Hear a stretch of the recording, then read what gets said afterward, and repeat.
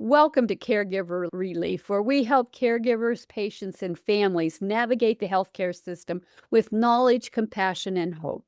I'm your host, Diane Carbo, RN. Today's episode focuses on the growing and often hidden crisis, depression and suicide among seniors and family caregivers. As our loved ones age, many face loss, isolation, chronic illness, pain, and declining independence. At the same time, family caregivers are often overwhelmed, exhausted, emotionally drained, and quietly struggling themselves. When both seniors and caregivers are living under this kind of emotional strain, the risk for depression and even suicidal thoughts can increase dramatically. Joining us today is Frank King, a comedian, TEDx speaker, a suicide prevention advocate who uses humor to help people talk about some of life's hardest truths. Frank openly shares his own lived experience with depression and what he calls chronic suicidality. Today, he'll help us understand how to recognize warning signs, start difficult conversations, and support both our loved ones and ourselves. This is not an easy conversation, but it is one that could save a life. This episode is sponsored by myvitalvault.net, your all-in-one life organizer for aging adults and caregivers. It's designed to help you securely store your essential legal, medical, and emergency information in one easy-to-access place. Because when a crisis hits, being prepared can make all the difference.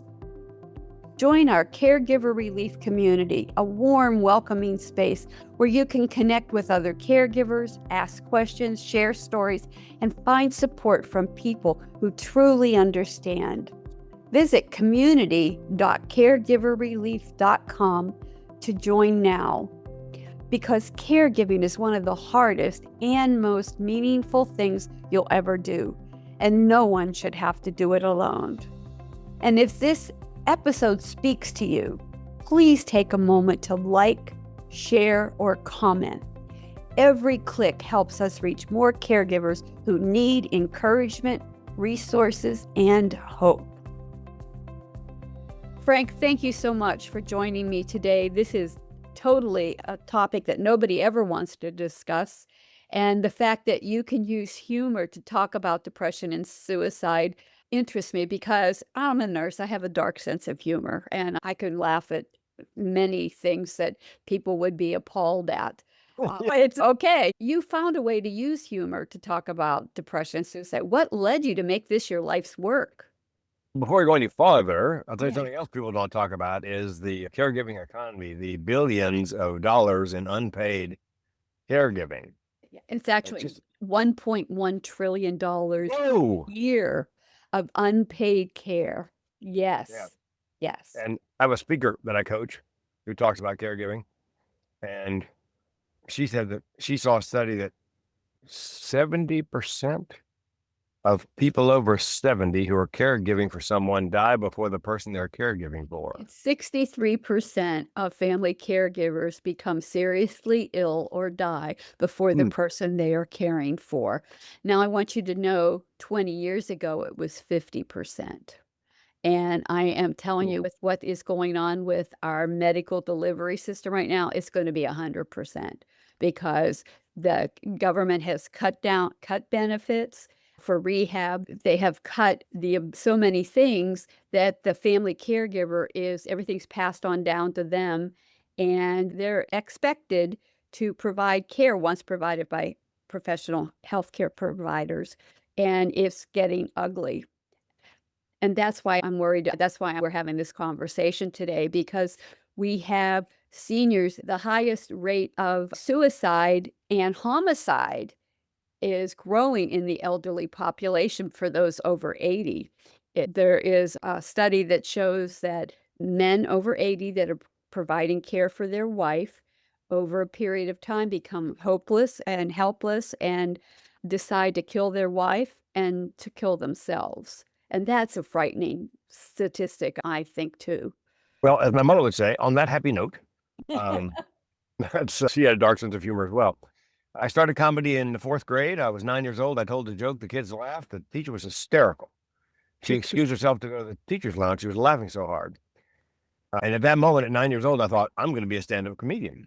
Years later, I saw Mrs. Dark, my 4th grade teacher at the grocery store, the Winn-Dixie. I said, Mrs. Dark, why did you excuse yourself to go to the ladies' room, to go to the teacher's lounge? She said, Frank, I was laughing so hard, I was afraid you'd misinterpret that. It'd break your heart. Then she said, what are you doing now for a living? I said, stand-up comedy. She said, duh. So that's how I got started. I did the senior talent show. Nobody'd ever done stand-up before. The senior high school talent show, and I won. Of course, I beat the accordion player and the folk dancers. Not a big victory, but still a victory. And then moved to San Diego with an insurance company. The insurance company shipped me to San Diego. I started in Raleigh. Then an opening came up in San Diego, and that was the beginning of the end of my insurance career because there's a branch of the world-famous Comedy Store up on Sunset in San Diego. My first open mic night, April 1st, 84. Halfway through my set, I heard a voice inside my head say, you're home. Whoa. 18 months later, I said to my girlfriend, now my wife of 38 years, I'm going on the road to be a professional comedian. Do you want to come along for the ride? Figured she'd go, heck no. And she goes, yeah. So we gave up the apartment and our jobs, and we were on the road together for 2,629 nights in a row, nonstop, a little over 7 years. Oh, my Lord. Yeah. And then the comedy club boom busted, but my act was clean. So I jumped to the corporate comedy side of things after dinner, after lunch, the rubber chicken circuit, as they call it. Yeah. And that worked until 2010 when the recession, 8, 9, 10 hit, and people stopped booking any kind of speaker.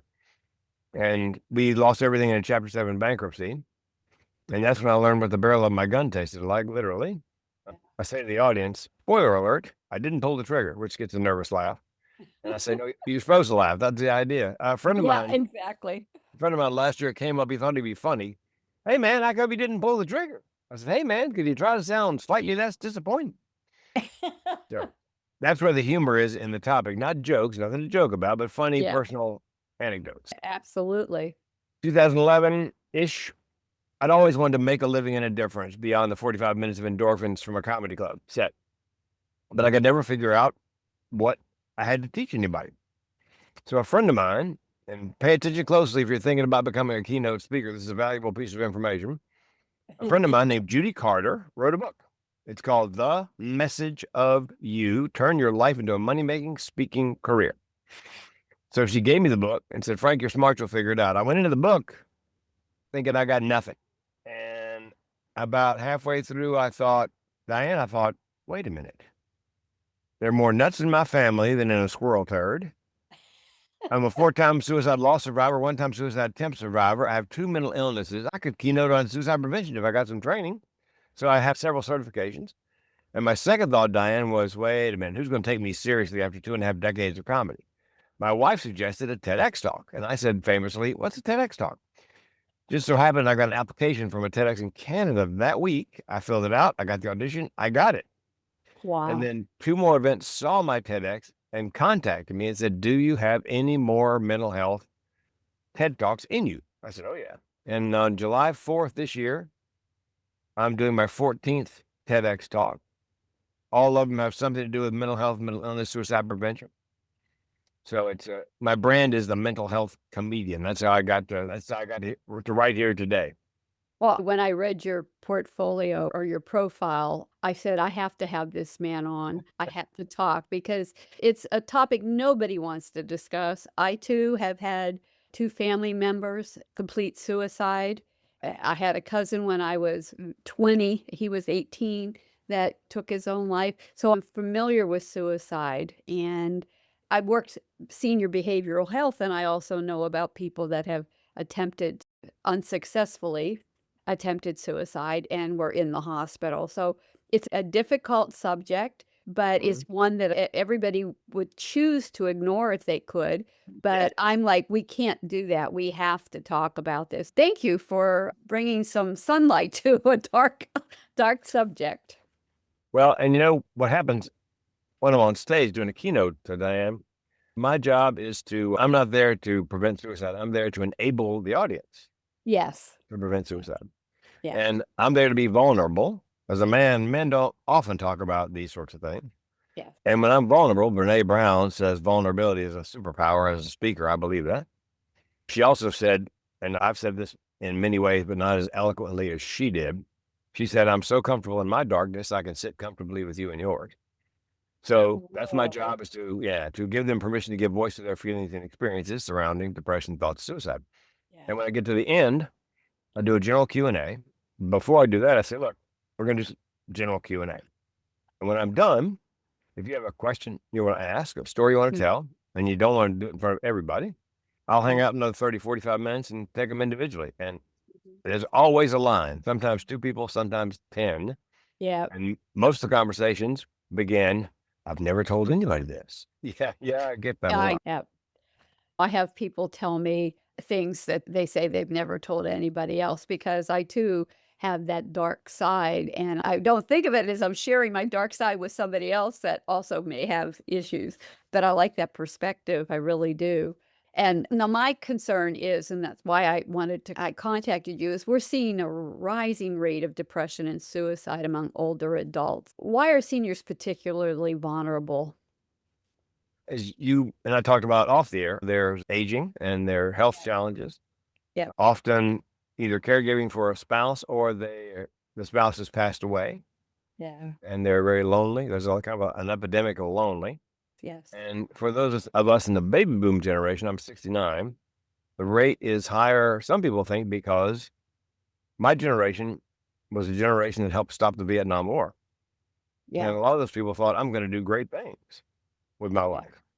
And then they get to retirement age, looking back and thinking, well, I sold insurance all those years, but I never really did anything to change the world again. And it can be depressing knowing that your time is nigh and you didn't change the world. That's depressing. Yeah, it is. I often think, Diane, if I had not chosen to do stand-up comedy full time, Yes. I was actually, my first thoughts of suicide are wrapped around. I have a TEDx talk. It's on YouTube, called Suicide, the Secret of My Success, Dead Man Talking. And it was January of 84. I was married, lovely woman, but we didn't belong together, had nothing in common. But you know what they say, Diane, opposites attract. She was pregnant, I wasn't. And I was working in the insurance business for her father's company, great business. I just hated it with a purple passion. And because my wife at the time did not want me to be doing comedy, I was not going to open mic night, which is where I thought I belonged. So in January of 84, I thought, why don't you just kill yourself? And my second thought was very empowering. Now, wait a minute. What if I quit my job, divorce my wife, tried comedy? If it works, great. If it doesn't, shoot, I can still kill myself. That's how I got into comedy, because if I stayed put, I was going to kill myself. Yeah. So looking back at 69, I don't think I would be here had I not chosen to do what I believed I was born to do. Yeah. Or if I was here, I'd be so depressed that I didn't make that choice way back when. Yeah. It's tough looking back on your life if you don't use your potential. Yes. Yes. I just turned 73, and I have treatment-resistant depression that I found. I go for ketamine treatments, which has really helped me so much. But I actually do my website and do these podcasts because I need something relevant to do. I too wanted to change the world, and I didn't do that. I might have changed somebody's path along the way when I provided care for them, but so I do this now just because I need something to do. It keeps me out of trouble. It keeps me active, and I'm helping others, and that justifies my existence to me. And people ask me occasionally, does telling your story over and over, because when my great aunt passed away, my mother and I found her, and I'll spare you the gory details, but I was 4 years old and I screamed for days. Oh. And people ask me, does telling your story over and over trigger you? And I said, no, you misunderstand. It's very therapeutic because of that line that forms after the presentation. Or I did a couple of keynotes on Fort Irwin. It's the National Army Training Center, just off the Interstate 10, California. And I did 2 presentations. About 3 months later, I got a DM in LinkedIn from the base psychologist whom I'd met. I'd done his podcast. And he said, Frank, a soldier walked in this morning and said flat out, I'm depressed and I'm suicidal and I'm here because Frank King said I had to tell somebody. So that's what keeps me going, gets me out of bed in the morning. Stories like that. Yes. Oh, they would. They would. Yes. What are some warning signs of depression or suicidal thinking that seniors or that families may overlook or mistake as normal aging? Yes, my favorite, if we can use that term, signs of depression, my top 3 or 4, they eat too much or they cannot eat. They Yeah. sleep too much or they cannot sleep. Yeah. They have trouble getting out of bed in the morning. So if Yeah. they're working age, they often late for work. However, oddly, in the afternoon, they rally like they're a different person. And one that you can observe visually, they tend to let their personal hygiene go. As long as you've known them, they've been pretty well put together. But the last Yeah. couple of weeks, they're not quite so green. Clothes kind of dirty. It may be because they're having trouble getting out of bed, simply getting out of bed, run a load of wash, take a shower. So those Yeah. are very common and obviously one you can observe visually. Yeah. Signs of suicide, they're obvious signs. They're Googling suicide or how to die by suicide.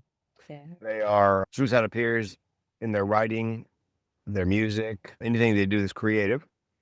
They're getting their affairs in order because, especially if they're giving away prized possessions, because they want to make sure the possessions go to the people they want them to go to when they're gone.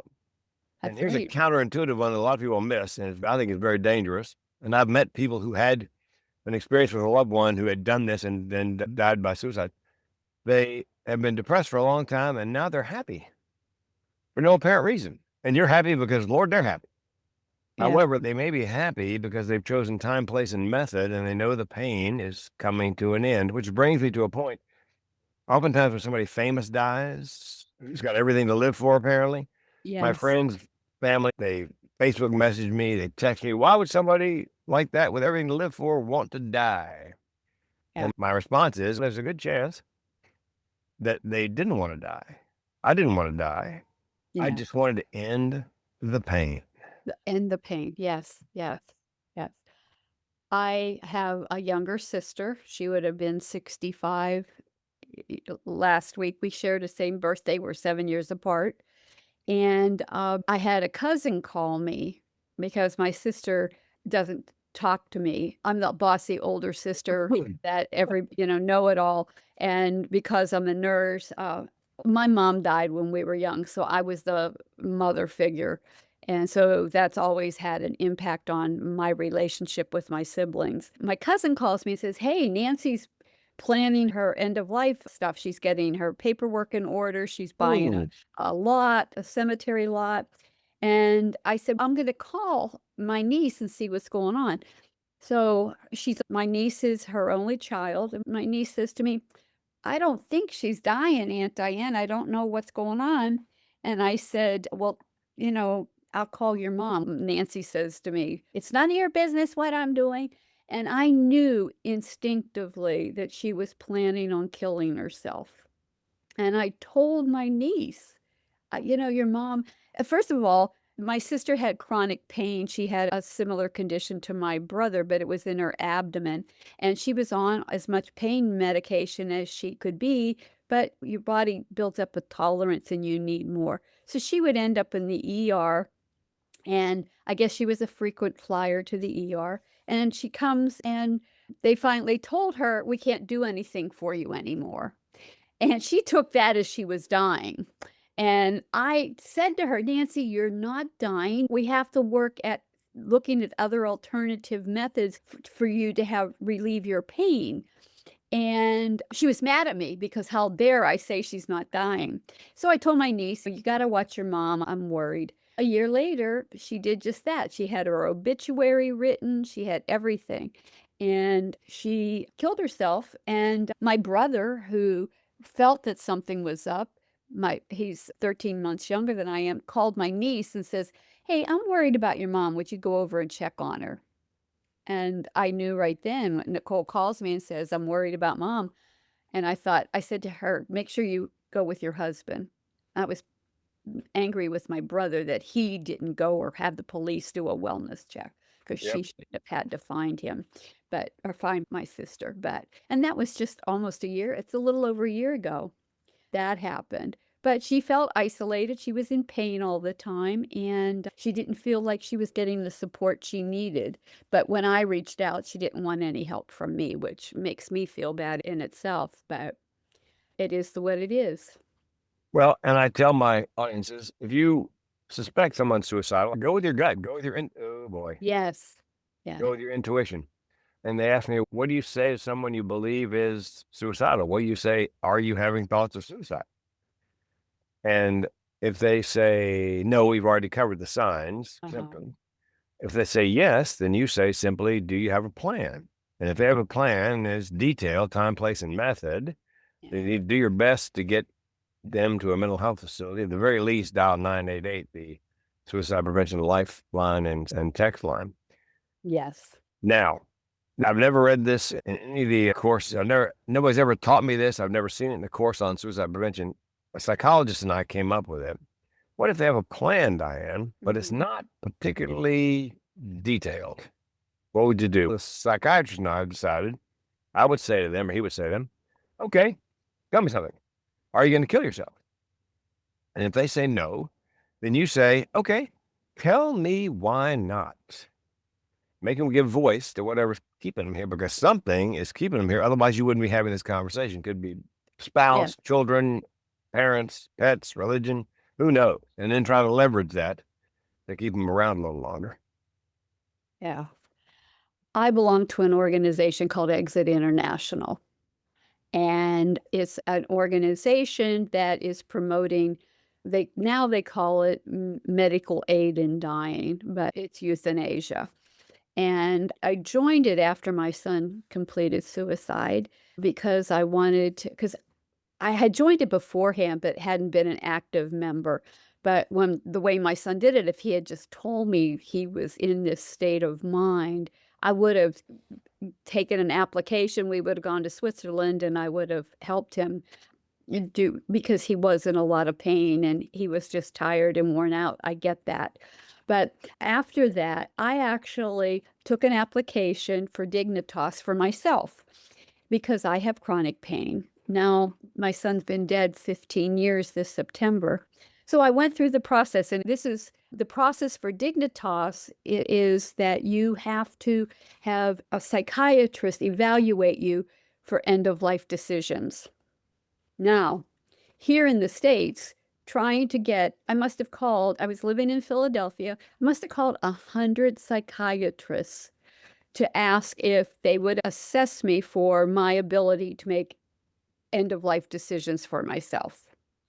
Couldn't get anybody. They're all afraid to be sued, all of that.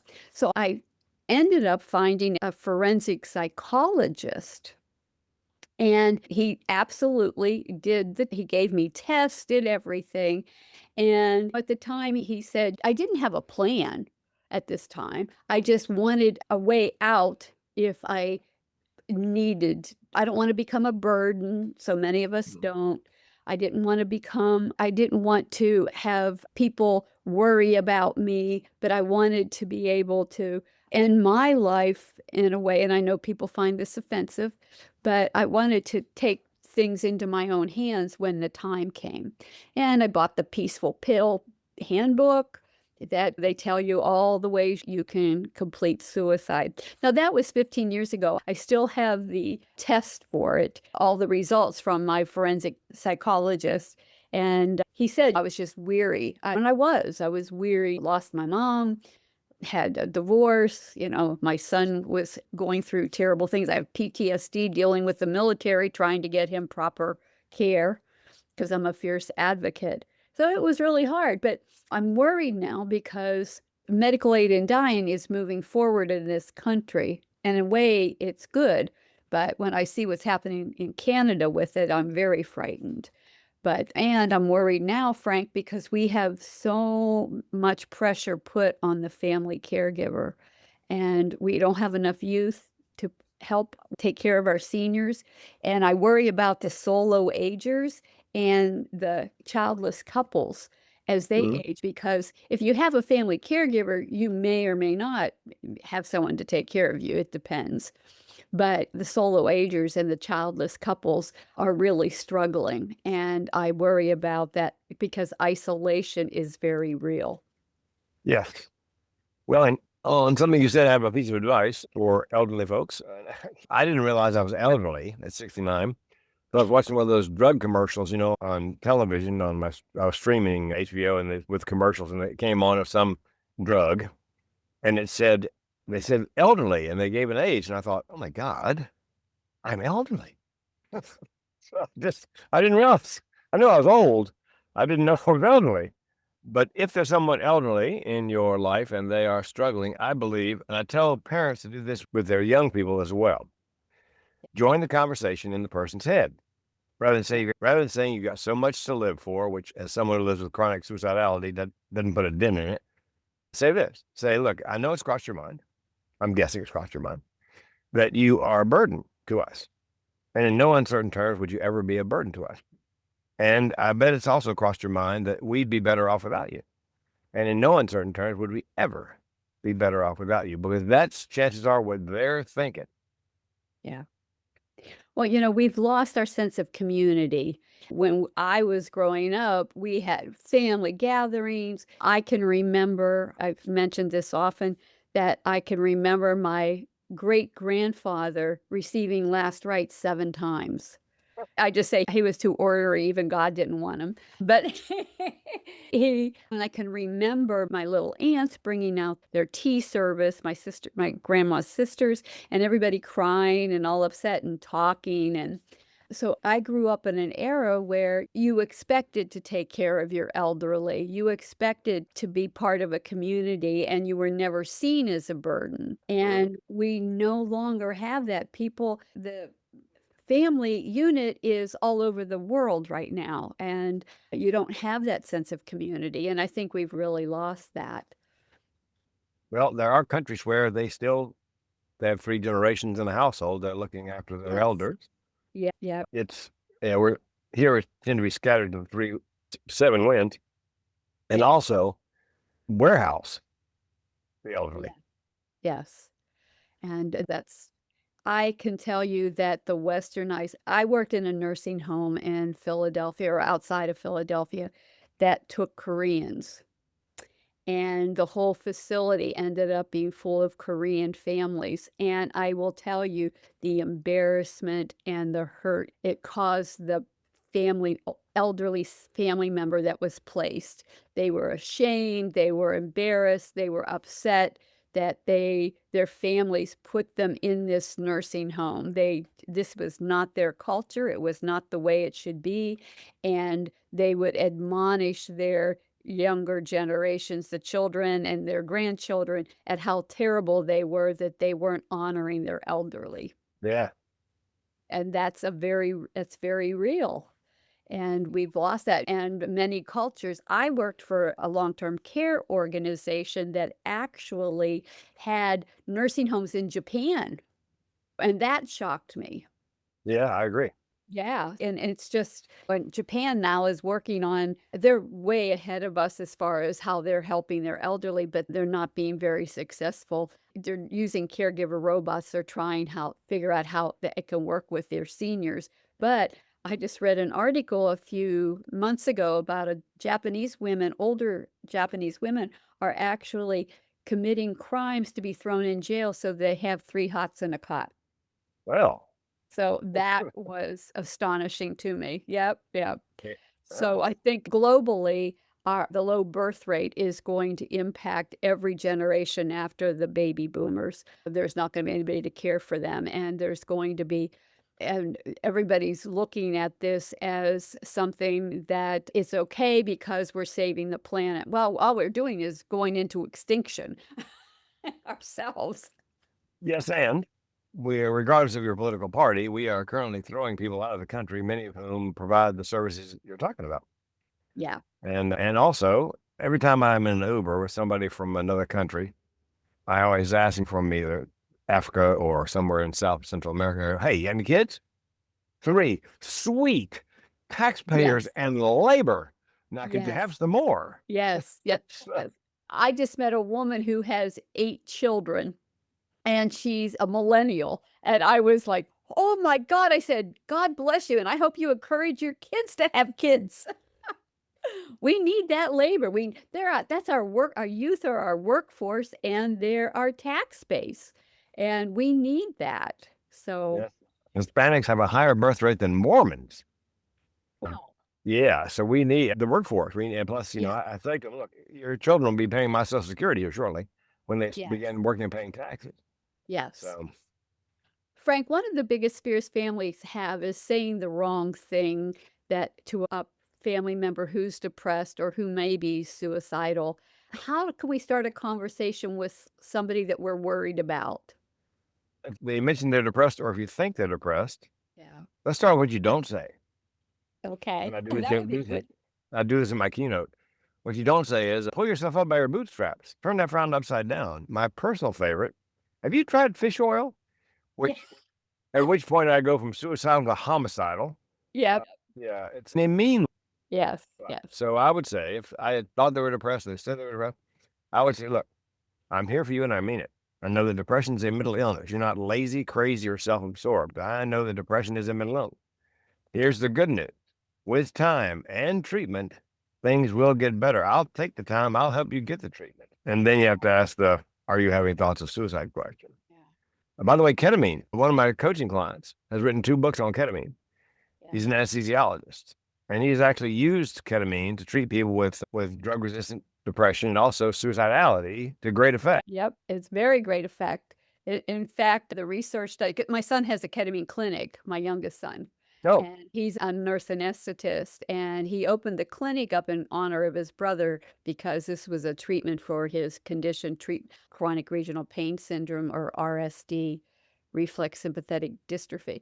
But one of the things is they were finding that ketamine worked well with suicide is that the EMTs, they would be called to a scene where somebody had attempted suicide, and they would give them ketamine because it's used on the battlefield and in other arenas, and as an anesthetic, it's a disassociative anesthetic, so it lets you feel outside yourself. It's a very strange response, but what they were finding is people who were attempting suicide and had tried to complete it and were unsuccessful, by the time they got to the emergency room, they learned that when they would say, "Are you still wanting to kill yourself?" they didn't have any thoughts of suicide. And so yes, and ketamine really does help. Yeah. people often think of ketamine and Special K as a party drug, but my anesthesiologist client said, Frank, they've been giving ketamine as an anesthetic to children for years. It's very safe, especially for children. In the right hands, it's Yeah. I can tell you, I go for treatments every other month now, and I've never been one to do drugs because I was a nurse and you have to be tested, so I never took that into effect. So going into a ketamine treatment was very strange for me, but I still don't get why anybody would want it to do this because I'm awake, I can respond to people, but I have it totally for a period about 20 or 30 minutes, it totally numbs my whole body because I have really chronic pain. I enjoy that benefit, but it takes me about 2, 3 hours after my treatment. I still walk like I have baby giraffe legs. And if you get up too fast and you have too much movement of your eyes, you have to keep them closed for a while. You'll feel nauseated and start vomiting. But ketamine has totally changed my life. It really has. And, it may not work for everybody, but it has for me.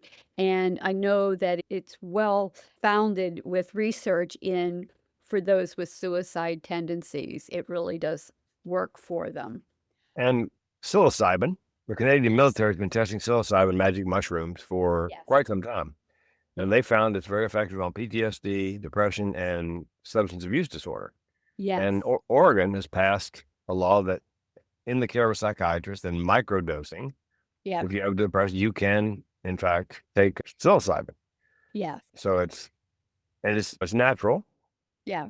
Yep. That's coming to a therapy-based approach with psilocybin and MDMA is coming and it was supposed to already be approved for the psilocybin, but the MDMA, but there were problems with some things with psychiatrists not doing what they were supposed to be doing, and so they had to redo the study, but it is coming, and when I helped my son open his ketamine clinic, it's in New Hampshire, and I laughed because I never met so many hippies. Boomer hippies that know all about this stuff. And I feel very, very ignorant on the topic. So I've been learning about it a lot. And I'm really looking forward to when it does become a way you can approach your mental health with it. I'd like to give it a go and try. Yes, as would I. The trick is finding a psychiatrist who can work you in. The number of psychiatrists, psychologists, therapists is Yeah. Yep. sadly, yes. And we live just outside Eugene, Oregon, which may be the hippie capital of the world. Yeah. You meet the children of hippies oftentimes. Let's say the hippie's 65 and the child is 45, and her name is Sunflower. And I go, oh, really? Hippie parents? Yes. How'd you know? Because they name their children after plants and their dogs after people. That's how I know. Oh. Yeah, the ketamine has absolutely changed me. It's helped give me a way to cope with many of the issues that I've had. And I don't have the depression that I used to have it's like it lifted the black cloud over me. But what gives you hope when it comes to preventing suicide and helping people reconnect with purpose and support? I guess watching the impact. Yeah. I was in Cincinnati on a job site, construction. Construction has a ridiculously high rate of suicide. Last year, 1,100 people died in construction accidents. Wow. And 5,100 died by suicide. You're 5 times more likely to jump off the building than fall off. Yeah. So I did the keynote, and there were half a dozen guys lined up, which is unusual. And the last guy in line, African-American carpenter, mid-20s, I'm guessing, crying so hard he can't speak. So I waited till he gathered himself, and I said, what's up? He said, I haven't slept in 2 nights. I work on the 5th floor of this building. I think about jumping off every day. Wow. I said, why is that? He said, because I've lost 3 people to violence in the last year, including my daughter who died in my arms. Oh. Now, I'm guessing his workmates had no idea that was going on. Maybe most of his family had no idea he was that close to dying by suicide. Yeah. So the HR guy who hired me wasn't far away, so I waved him over. And I said, listen, you need to get the EAP, Employee Assistance Program binder, and find the nearest mental health facility to where we're standing right now, and literally take this young man by the hand because he's circling the drain. Yes. 3 months later, I had occasion to talk to the HR guy again, and I'm just terrified to ask. Finally, I got up my nerve, and I said, whatever happened to that nice African-American carpenter? And he was frank. He was evaluated. He's medicated. He's back on the job. I kind of feel like George Bailey in It's a Wonderful Life. Yeah. Because I see what people's lives might be like if I weren't there to tell my story and also to hear theirs. Yes. And if I killed myself, then in theory, I could take a lot of those people with me who never had a chance to hear me or me to hear them. Yeah. So that's what gives me hope. That's what keeps me going. That's a beautiful story. And there's millions of people out there that need help. And we don't know the burden somebody's carrying. And I'm from Pittsburgh, Pennsylvania, and I've lived all over the country. And I always say hi to everybody. I walk along and I go hi to everybody. And my sister-in-law says, why do you do that? I might be the only person in the entire day that acknowledges that person exists. And you don't know. And a lot of times I'll strike up a conversation with them. I used to embarrass my kids because I would talk to people and ask them how they're doing or how their day's going or whatever. And because of that, I've had people tell me stories. I'm just like you, where they're in pain or they're struggling with something. And I really feel God puts, and I'm not a religious person, I'm more spiritual, but I think that God puts people in our path for us for a reason. And maybe that reason is that we give them another day, a ray of hope that they may live another day. I don't know. Well, along that line, one of my clients is going to be doing the TEDx with me on the 4th of July. The theme of her TEDx is, what if I hadn't? And she was in New York and saw a young man walk into the street in front of traffic. So at the risk of her own life, she ran out, grabbed him, and dragged him out of the way of the car that was coming.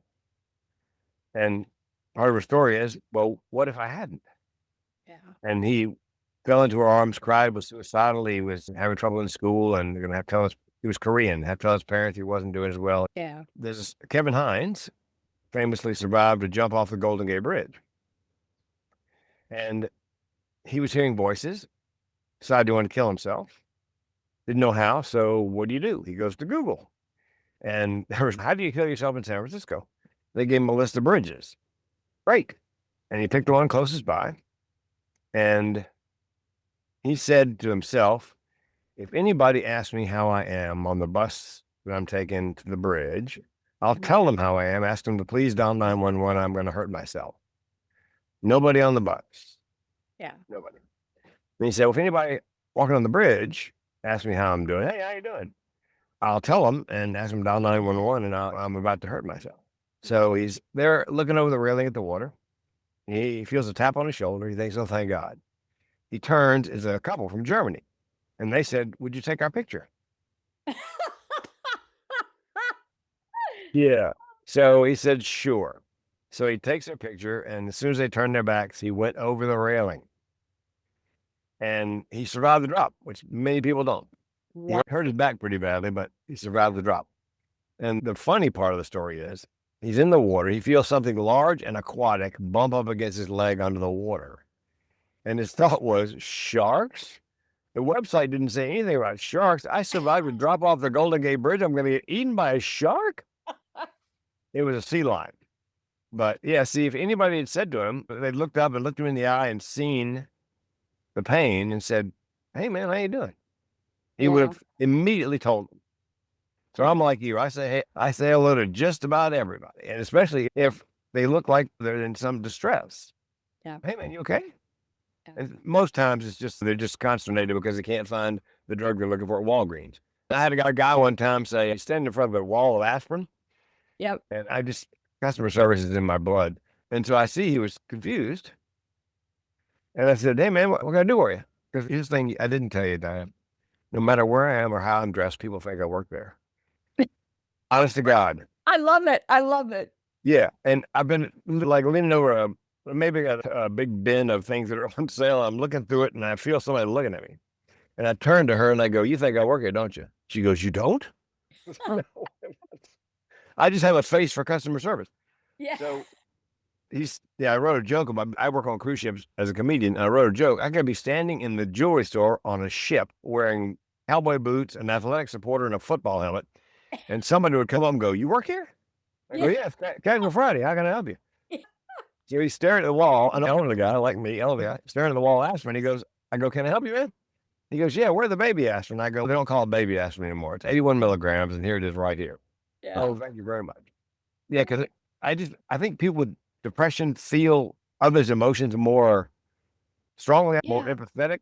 Yes. There are a lot of us that are empaths. Yes. Yeah, one thing that I worry about with the last two generations to come around is they spend so much time with their face on the phone. Instead of looking in somebody's eyes, there's a joke where a person, Gen Z, has a friend who has some kind of tragedy. And the Gen Z wants to comfort a friend, but she doesn't know what to say. However, she knows exactly which emoji to use. So that's what worries me. Yes, it does me as well. I really like the parents that don't allow their kids to have the cell phones and limit their time online and encourage them to go out, because when I was a kid, and even my sons, they played outside all day long. They had their games and stuff, but they enjoyed the outdoors, and kids just don't do that anymore. No, we were out It's after sad. school. We were out, when the weather was good, and we were outside. We played football in the street. We played basketball in somebody's backyard. In the summertime, when the days were long, we were out past dark with no tracking device. Yes. It's amazing we survived into adulthood. Yes, and we learn coping skills I really feel sad for the kids that are in college and they have to go to find a safe place because somebody hurt their feelings. I'm like, oh dear God, how are you going to get through life? The world's not your safe space. No, it's not. Frank, you bring such honesty, compassion, and humor to a topic that so many people are afraid to discuss. How do my listeners find you or reach out to you? Type in the words mental health comedian into Google and you'll find me. I'm also on LinkedIn. You type in mental health comedian, you'll find me. But that's my brand. I work very hard. I tell my speakers, look, here's what you want to happen. Somebody sees you, they really enjoy you. They're in a meeting a year later. People are talking about booking somebody like you, and they think, oh my God, I saw a great guy. What's his name? Okay, do this. Type in the words mental health comedian and speaker, and he'll come up. That's what I'm after. That your brand is that strong, That they find you, the mental that health they find you. Yeah. Yeah, I love that. And for the caregivers listening today, if you're struggling, overwhelmed, or feeling alone, please know that asking for help is not a weakness. Your mental health matters too. And if you're concerned about someone you love, reaching out and starting a conversation could truly save a life. Reach out to Frank. He is there, and all your information, Frank, will be put on a permanent page on Caregiver Relief with this podcast so that future listeners or future visitors to my site can find you. And Diane, on that note, I always put my cell phone number up on the screen in PowerPoint. And I say to the audience, look, if you're suicidal, dial 988. If you're just having a really bad day, call a crazy person. Here's my cell. Yeah. And every now and then, somebody calls about themselves, about a loved one. And I tell them, look, I go to bed early. I turn my phone off. But as soon as I turn it back on in the morning, I'll return the call. And I turn my phone off because my mother, remember when you had phones that plugged into the wall for Yes. Okay. She would always unplug it before she went to bed. One day I finally got curious. Mama, why do you unplug that phone when we go to bed? She goes, son, at 2 a.m, it ain't ever good news. Ho, ho, ho. How true is that? How true is Sleep that? well and take care of it. Whoever it is ain't gonna get no dinner. Your mom was a character. Oh, Lord. Oh, yeah. Witty and beyond. Yeah. That's where I get it. It's that wicked, fast wit like that.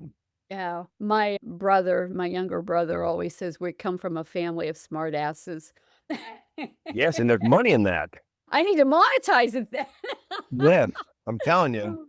Yeah. You got that, or I got this a lot in school. You got a mighty smart mouth. Yeah. One day it'll pay off.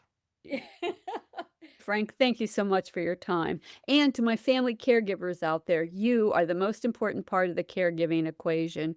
Without you, it all falls apart. So please learn to be gentle with yourself. Practice self care every day because you are worth it.